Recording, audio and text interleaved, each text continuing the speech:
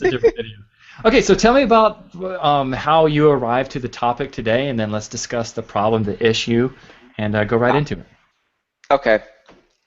Well, I just got to thinking like who I'm talking to are the entrepreneurial fitness professionals. So the people out there who are killing it, right? The ones that have more business than they can handle, and what they're challenged with now is time.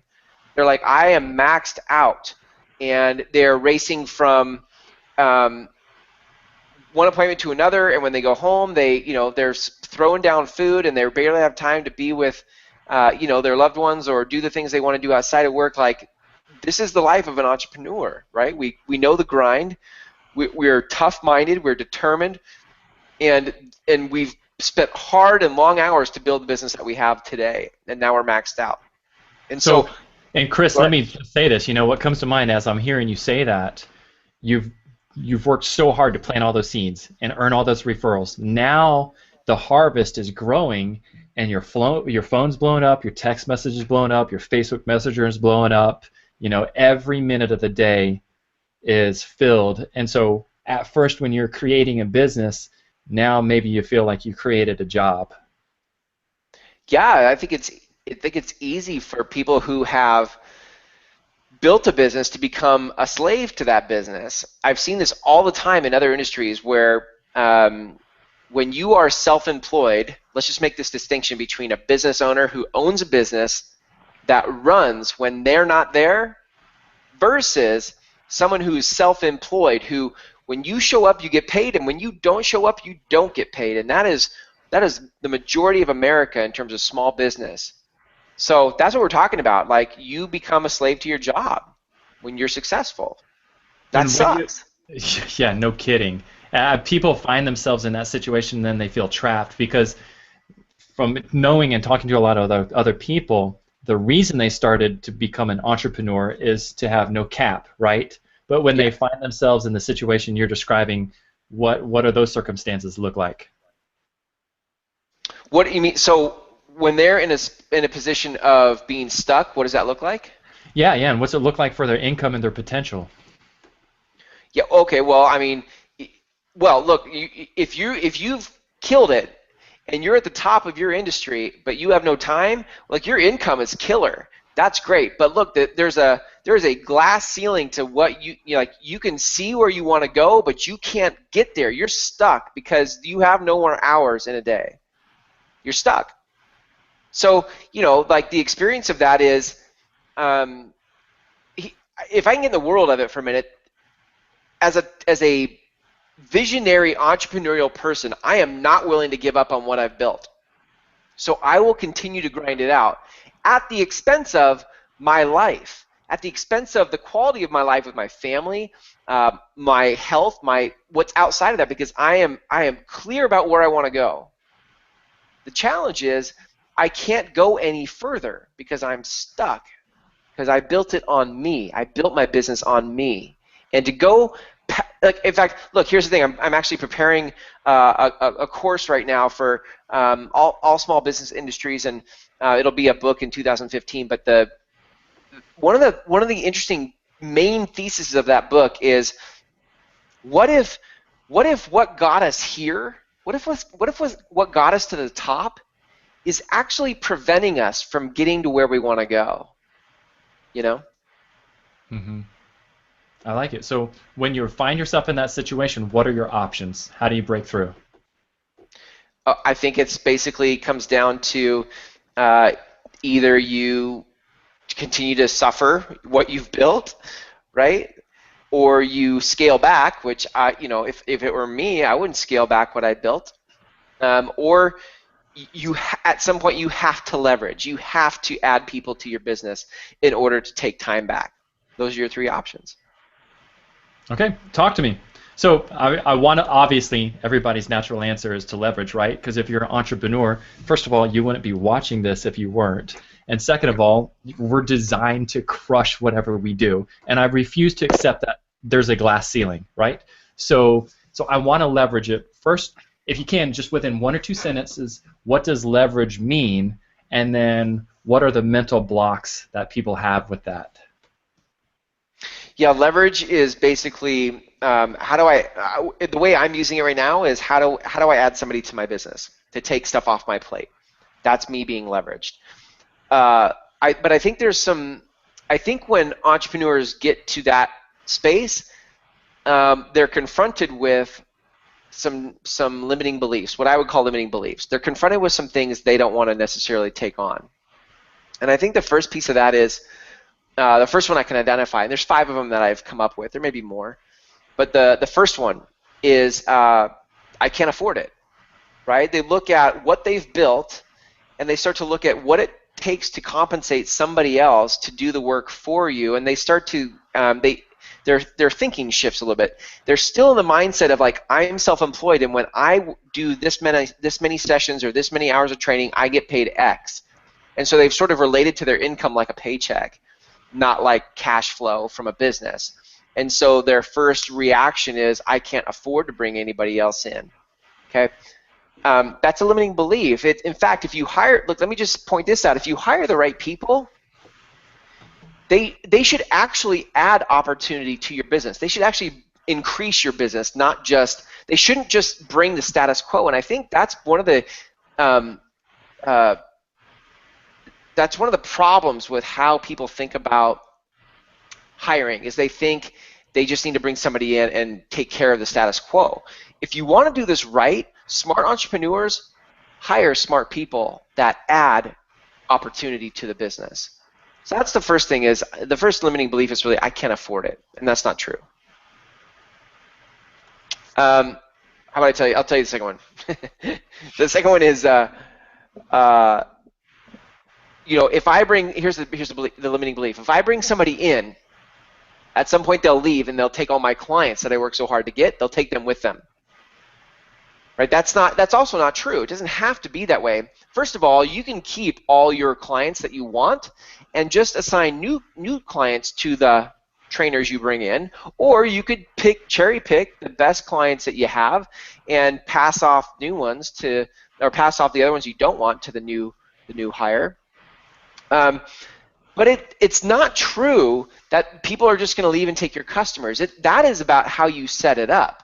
If you set up the relationship in your contract with your hire about who these clients belong to, and by the way, let's get beyond the legal part of this, because legal fights are a waste of money and time, and they will suck you dry for months to years. Beyond the legal side, you better do a darn good job making sure that you remain in relationship with your clients. Just because somebody else is training them doesn't mean that you can't have a relationship with them. So it's just not true that if somebody comes into your business, even if they do leave, it doesn't mean they need to take your customers. The onus, the responsibility is on you to maintain that relationship. Sure, I like that. I like it a lot. It's taking ownership. This, I would have to imagine, is probably the next one is the most popular limiting belief or concern, or take it away, man. Nobody trains like me. I'm special, and I don't want to attach my name to somebody else that doesn't have the talent and skill set that I have. Yeah, I get it. I think that's the curse of self-employed people. Like, we got to where we got to because of our abilities and our skills and our standards, and so it's hard to start to think of somebody else being able to replicate that. But here's the thing, in my this book, this thing that's going to be a book next year, it's going to be called Scale, as in growing your business, scale your business. But the thing about that is, in your brand, at the foundation of your brand are your skills, and one step up from your skills are your standards. And where top producers outperform everybody else is they have higher standards. That's what produces results for them with their clients. That's why clients love them. But the challenge with that is that their standards live in their head. They've never taken those standards out of their head, documented them, written them down, and made them into a standard operating procedure of like, this is how we train people to get results. See, it's not that people are loyal to you, it's loyal to the standards that you have and that get the results for them. So the limiting belief called nobody's going to train as good as I do, it's not true. It's not accurate. Yes, you built your business on your standards and your abilities and your training style, but you can train that into somebody else, and you can have standards in your business that are duplicatable. So that's a huge one to overcome, but it's just a myth. It's not true. I like it. So Yep, perfect. Okay, that's the so third one. how about another one? I don't know where to find a good trainers, and along that, I don't have time to find someone.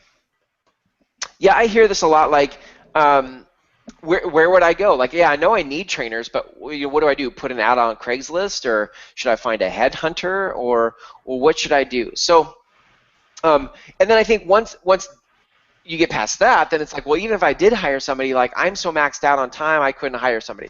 Hey, listen, welcome to owning a business. Like, what's at stake here is your life and your lifestyle. So it's either going to be something you choose to do or not. But if you choose to do it, on the other side is some freedom. But in order to get to that freedom, you're going to have to train these people to your standards so that your business doesn't suffer. So that's what I would say to the whole, like, you don't have time to train them. That's just a decision you're going to make because you want to go to where your vision is. Before that, though, is like, where do I find people? Hey, you can find people. I don't care if you hustled to go find the clients that you have. You can hustle to find people, and you really have two options when it comes to finding trainers. You can either grow your own, people who aren't trainers that want to be, and you teach them how to be, right? Or people who are already trainers, and you're recruiting them from other clubs or other places or whatever. Those are your two options. I prefer, my own preference is to grow my own, because they don't come to the table with any preconceived ideas about what is right and what is wrong and what's cool and what's not cool about training styles. They're moldable, and I can hire to, and I can look for track record, which is actually, I'm getting ahead of myself, but you can hire to certain track record in that. So that's the fourth one. That's the fourth limiting belief. And I'll just jump, Josh, into the fifth one then, which is, I don't have time to, oh, was that the fifth one? We just do that? Yeah, we hit a 2-for-1, bro. Oh, twofer. Yes. Okay, good. So that's 4 and 5. Perfect. Those are your 5 limiting beliefs. Yes, perfect. So recap, I can't afford it. They'll leave and take all my people. No one trains like I do. I don't know where to find good trainers, nor do I have time to train them. Yeah. So, good stuff. Correct. Okay, so Yep. we're talking about entrepreneurs earlier, and how do entrepreneurs make that jump to the next step? And you used 2 words. You said prepare, but also limit risk. So talk to me real quick about that, and then we'll jump into the steps. Yeah. The biggest things I think that happen when we're at that threshold of am I going to do this or not? Am I going to commit and cross over to my vision?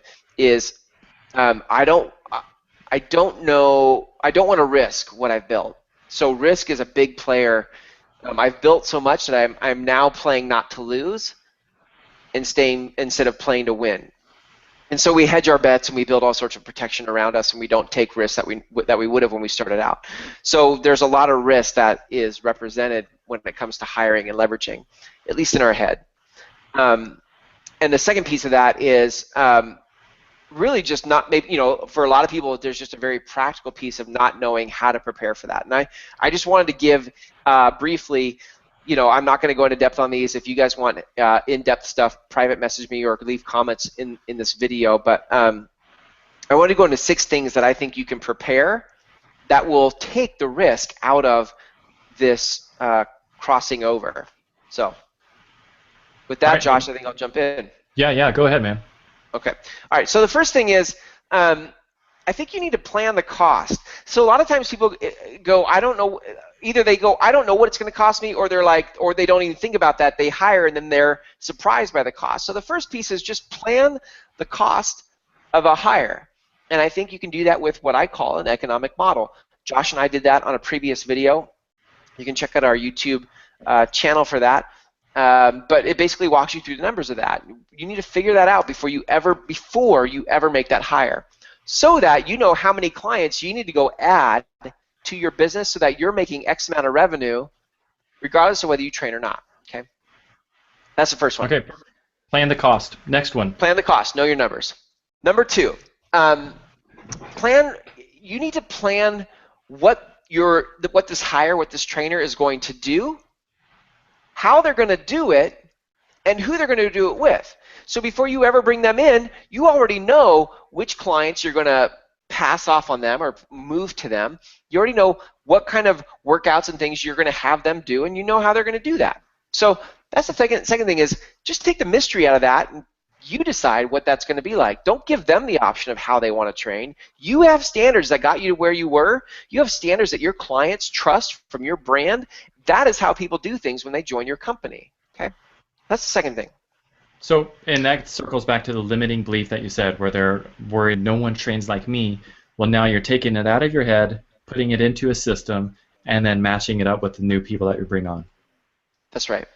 That's right.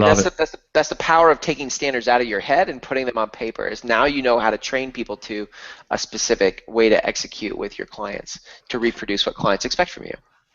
This next one, I'm really excited to hear what you have to say about this. So, plan their opportunity and/or career path. Yeah, I think. Look, you need to have some vision. You've had vision that got you here. But now if you're going to involve other people, you now need to expand your vision. I remember one of my mentors back in the day used to talk about, like, look, if your vision is here and you add people to your business, you need to expand your vision to here. Because what happens is it's a retention strategy, actually. I'm going to talk about vision first. Your ability to see where you want your business to go and how many people you get to influence, the bigger you think, the more the hires you make can draft on your vision. So if I join your company and I can see myself getting to all my goals in life by being a part of your company because of where you're headed, that's a retention strategy. So what happens is most of the entrepreneurs who are killing it at this point, self-employed, had the vision to get here, but now when they add people, they need to make their vision even bigger now. Okay, so that's the first thing, is you need to plan your vision beyond where you've been in your mind. The second piece of that is you need to plan your value proposition. In other words, why would trainers come join your company versus joining some other company or gym? Why are they going to jump in your box versus somebody else's box? And I think you need to figure out what your value proposition is to them. Okay? Why would they choose to work for you? That's a big deal. Yeah. So the first part about the vision, the first thing that came to my mind was whenever you have a team, or coworkers or partners or employees or whoever, what are they thinking? I'm on a sinking ship, or I'm on the wings of eagles. Good, yeah. Yeah, and then as you said, that's the retention strategy. That's huge. So that circles back. There'd be no reason for anybody to ever want to leave you, nor quote unquote take your people, because the grass is greener with you. I love it. That's right. Next one. This is a good one. I know this is your specialty. Plan how you'll interview them. Yeah, nice. Yeah, look, I mean, and it's interesting because I think a lot of times what happens with hiring is we meet somebody and we go, they can do the job, you're hired. And we leave a lot off the table. So I would recommend a couple things. One, you need to do some behavioral style tests, like the DISC, the DISC profile. You can Google DISC, D-I-S-C, Tony Robbins, DISC Tony Robbins, and he's got a free DISC people can take, and it basically shows you how people are wired personality-wise. What's their personality style? And that'll give you a good sense right off the bat of, like, what are their strengths and their weaknesses? Is it a representation of your brand or not? Is this trainer going to come in and steamroll people because they're such a driver that they have no interpersonal skills and they're just going to steamroll people? Or are they so soft that they're not going to be able to, like, challenge people when when it's needed? So that's part of it. But also, you need to go do some reference checks. That's the second part. Like, did these people have a good experience somewhere else? And most people just are lazy and won't do the reference checks. You do not want to skip that step. Okay. The third piece of that, in terms of planning how you're going to interview them, you want to look for track record. Look for what did they do in their past, even if they weren't a trainer. What did they do in their past life? How did they do it? And what is their track record? If they're responsible, if they're a good communicator, if they are good with people, if they're coachable, all of those things are good qualities and track record to look for, regardless of whether they were a trainer or not. Okay. And the fourth thing I'd say about planning your interview is once you have candidates, I coach my clients to do what I call working interviews, which is basically like create a barrier to entry. You need to put them to the test. So if you have a particular way that you like to coach people or train people, then you need to have these hires demonstrate that before you ever commit to them a position in your company. If one of your expectations in your job description for them is, hey, I want you to generate leads also, then you should be having some type of working interview where they show you how they generated a lead. If it was a networking event and they came back and said, this week I had 25 conversations and I got 5 leads, and out of those 5 leads I had 1 interview, whatever, but set that up. Most people never do that. Sure. So, I'd be curious, just for the entrepreneurs and the trainers that are killing it, that are watching this video, if you've interviewed or if you've hired people, what's your process look like? To what type of detail and depth and extent and even time frame have you implemented in your business? What have you done? Let's just hear that feedback. And I like what you said about judging people from their fruits, right? So I could see how it'd be so easy, Chris, that I'm sure the trainer world is a very small, tight-knit world. And you say, oh, I know Chris, he's in great shape. He's got a 6-pack, everybody likes him. You're fine, man. Just come on with us. Come on, we'll kill it together. And that's basically the interview process. Dude, it happens all the time. Listen, there's a saying that goes, I learned this years ago in life, it goes, how you do anything is how you do everything. And going back to some of our previous Hangouts, Josh, where we talked about people's intake process, where it's like, let's flip over a sheet, I'm going to ask you what some of your goals are, let's go hit the weights, and we're done. Like, that intake process is going to look a lot like their hiring process, because how you do anything is how you do everything. And so then, we've just got to acknowledge that kind of hiring process that I just described, the bro science hiring process. What does that inevitably set you up for a couple weeks down the road? Yeah. You obviously realize this person is who you want representing you. Yeah, that's brutal. Like when you start, look, I was getting a master's degree out of college for education, and I student taught 6th graders. And I went in like, let me be your friend, and they steamrolled me. They ate me for lunch, and it was brutal. They were mean little bastards, but it was tough. It was tough, and I think it's the same thing. If you come in here and you're like, hey, this is going to be great, we'll just make it work. I think people fall in love with what you represent, with what the candidate represents, as in like you represent freedom to me. So once I get you in here, like I'm going to have freedom, and that is so not how that goes. You need to set boundaries and barriers to entry and standards way before you ever give them a job, a letter, an offer letter. Yeah, perfect. Okay, so a lot of this we can eliminate by attracting the right people. So that's our last part of preparing and planning, is how to attract in the recruiting strategy. Yeah, good. Yes, and I would say again, all of this is just about taking risk out of hiring, because that's the biggest thing I think people wrestle with making that transition to business owner, is the risk. So the last piece of this then is, look, if we've planned out all this stuff, the first 5 that we just talked about, we're in a spot now where we go, okay, I feel good about all of my processes. I feel good about how this is going to unfold.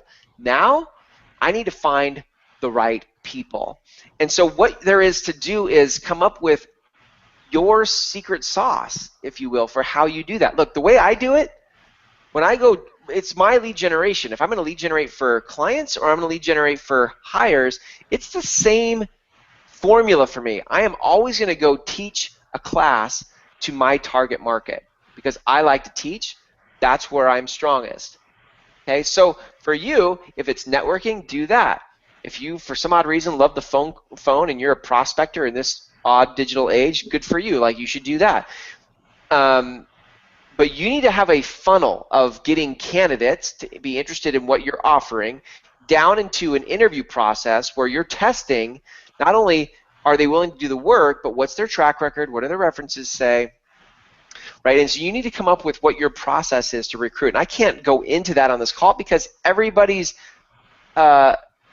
recruiting process should be unique to them. It should be unique to what your strengths are. If you are interested in discovering that more, you should private message me or leave me comments, and I'm happy to follow up with you. But each person has a unique way that they should be generating those candidates. And when they generate it a certain way, I use that word attract on purpose, because it should leave you in a position of not selling them to come work for you. It should put you in a position of being a great place to work. I mean, they should be looking at this as like, dude, I would like to work for him. I wonder if he has room in his business, or I wonder if she has room in her business for me. Yeah, I love that. I love that, and it makes all the difference. Okay, so to wrap this up, let's talk about the Achilles heel of being an entrepreneur.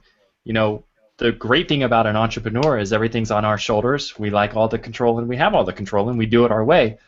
But on the same note, that's the Achilles heel, right? So let's talk about that, the biggest fear people have. Yeah, I think, and I can speak to this just from how I'm wired. Like, listen, I am not above where anybody else is. I fear a loss of control. Like, I've built something a certain way, and look, I mean, if you've been in business long enough, you know, I've been screwed by numerous people, right? And I don't like that. So I err on the side of protecting my control, because I don't want to be taken advantage of. So that is a blessing and a curse, right? Like, the challenge with that is it closes you off to other people and to other opportunities, and it actually doesn't facilitate your leadership with your hires or with your community. So I think where we get stuck is we feel like if we're going to hire somebody, we're going to lose control. But here's the good news. You don't have to. I think people equate this, and it doesn't have to be this way. They equate hiring somebody with losing control, but it doesn't have to be that way. You can maintain a significant amount of control in this whole process. Until you all the way through the offer. Look, who made the offer? You made the offer to that person that you'd hire them. So all the way up until the offer, you're in control. And here's the next good news. I would suggest at some point you need to have a 90-day training plan once they join you, and you're still in control. And if you set that up right, most people don't do this either, but you go, look, we're going to do a 30-day review, a 60-day review, and a 90-day review. And I reserve the right at 30 days, 60 days. In fact, I reserve the right at any time to say this isn't working for me, right? And when I say that to my candidate before I ever give them the offer letter, I have set the precedent that I, at any time in the next 90 days or forever more, may say this isn't working for me and you're out. But we don't usually say those conversations, and we don't set up the expectation from the beginning of the relationship that way, so then it's an awkward conversation later and we put ourselves in a position to be taken advantage of. It doesn't have to be that way. I like it. This sounds like you're building a legitimate business. That's the goal, right? Like, that's why I'm speaking to entrepreneurial trainers. Like, look, you've built it this far. Let me end with this, Josh. You have built it to here, and you are above the competition. You have proved yourself. But look, it's not where you envision yourself. If you're an entrepreneur, you see yourself up there, owning a business that continues to pay you and have cash flow, even when you're not working. That is, for most entrepreneurs, where they want to go. The problem is you're stuck back here in your limiting beliefs, and you're thinking about like how this isn't going to unfold or whatever. And the problem is you just need to get like loosened up from all that. And that's why I keep doing these hangouts, is I want to help you and speak some truth to you about how to get there.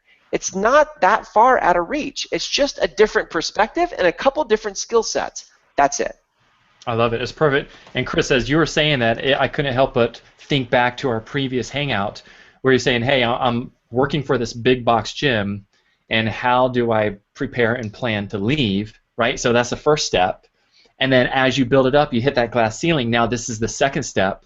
And to create that reality of a personal trainer professional getting paid when they're not working, I think that's epic. And I don't feel like it's happening to many people, right? Josh, it's the curse of the self-employed.